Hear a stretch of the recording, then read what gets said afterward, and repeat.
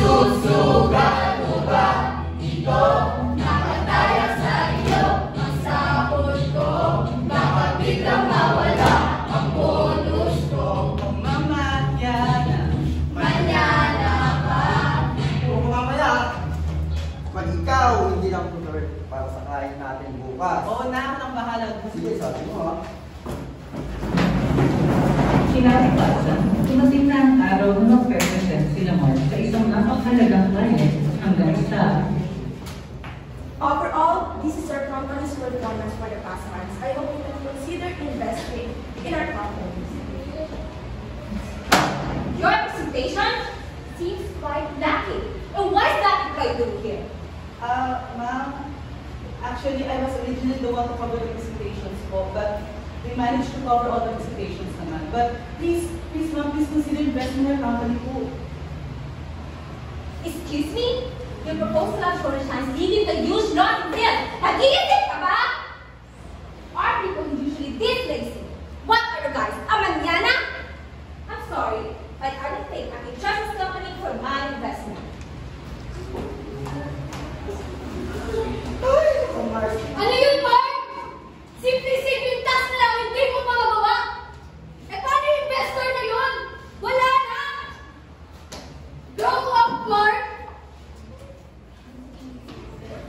makalipas ng ilang araw, nagsimula ang gumamit ng ginagawa ng posisyon dahil nagkakaroon siya sa pagpapakasinip ni Mark sa kanyang trabaho.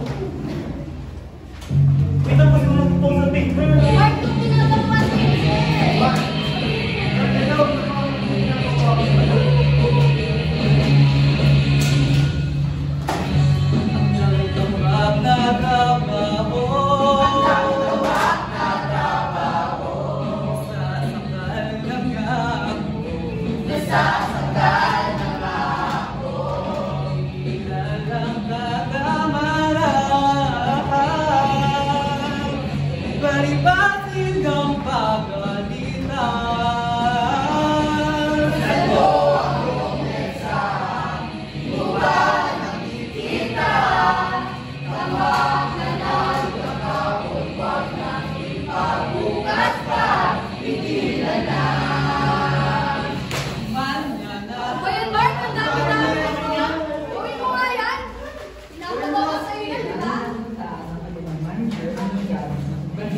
Ay napag-desisyon na niya na kausapin ang kanyang mga empleyado.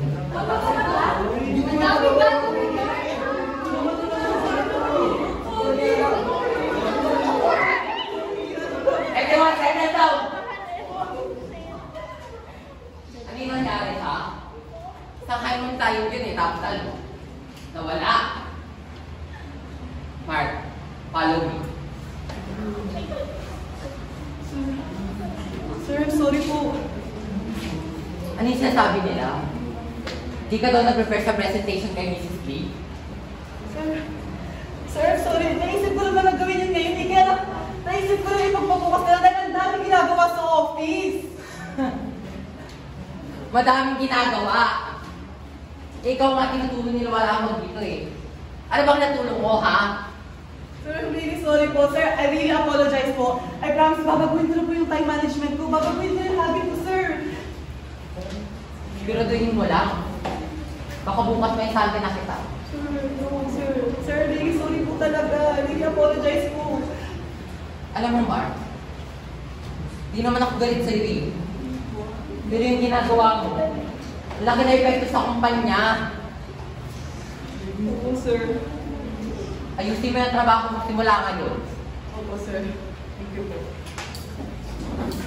Nagandang konfrontasyon, isip-isip ni Mark ang kanyang mga ayaw at humingi ng tawad sa kanyang mga katrabaho.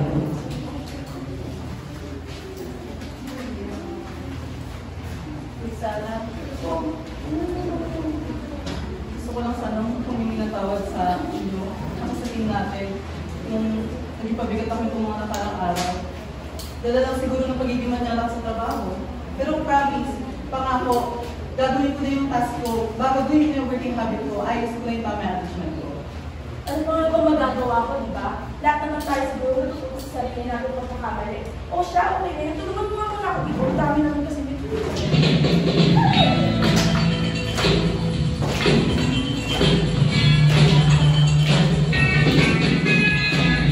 Dahil ba ang nabunin ko dito ko? Ilang project pa ba ang sasayahin? O ay nako? Tatlong araw ng boss pagkagaling sa'yo. Di mo man lang baguhin ang working habit mo. O nakali aking pag-uugali, o sorry po. Di na natagalan ang tungkulin, Work na tayo. Gagawin ko ang lahat before today dito. Di na magbago.